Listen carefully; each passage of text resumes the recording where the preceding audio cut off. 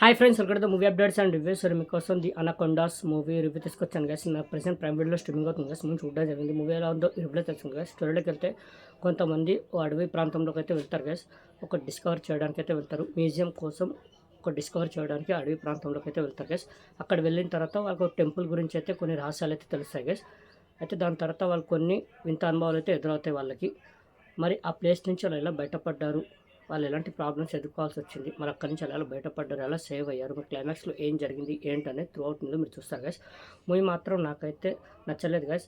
Mainly వాళ్ళు ఎంచుకున్న story బాగుంది.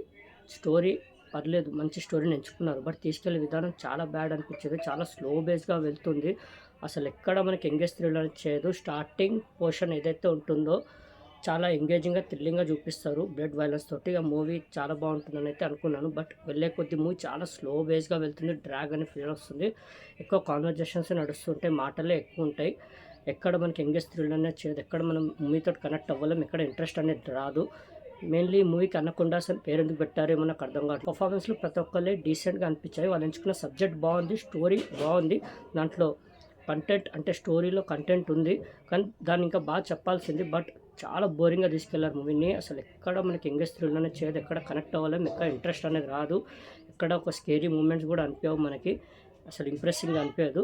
స్టోరీ బాగా తీసుకున్నా, బట్ దాన్ని తీసుకెళ్లే విధానం చాలా బోరింగ్గా ల్యాగ్గా అనిపించింది. ఎక్కడ నాకైతే నచ్చలేదు మూవీ. పర్ఫార్మెన్స్లు డీసెంట్గా అనిపించాయి. స్టార్టింగ్ పోర్షన్, లాస్ట్ పోర్షన్ అక్కడే మనకి మూవీ అనేది కొద్దిగా మంచిగా అనిపిస్తుంది. కొద్దిగా అంటే ఇంట్రెస్ట్ అనేది కలిగిస్తుంది. స్టార్టింగ్ పోర్షన్ ఏదైతే 10 మినిట్స్, మళ్ళీ లాస్ట్ మూవీ ఎండింగ్ 10 మినిట్స్ ఏదైతే ఉంటుందో ఆ పోర్షన్స్ బాగున్నాయి తప్ప మూవీలో ఎక్కడ మనకి ఎంగేజ్ థ్రిల్ వచ్చేది, ఎక్కడ ఇంట్రెస్ట్ అనేది రాదు.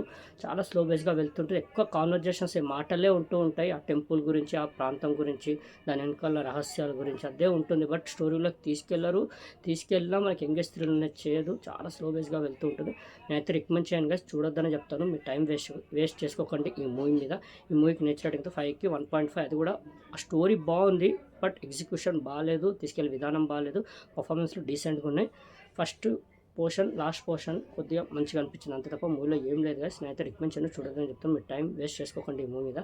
ఓకే, ప్రెసెంట్ ప్రైమ్ వీడియోలో స్ట్రీమింగ్ అవుతుంది ది అనకొండాస్ మూవీ.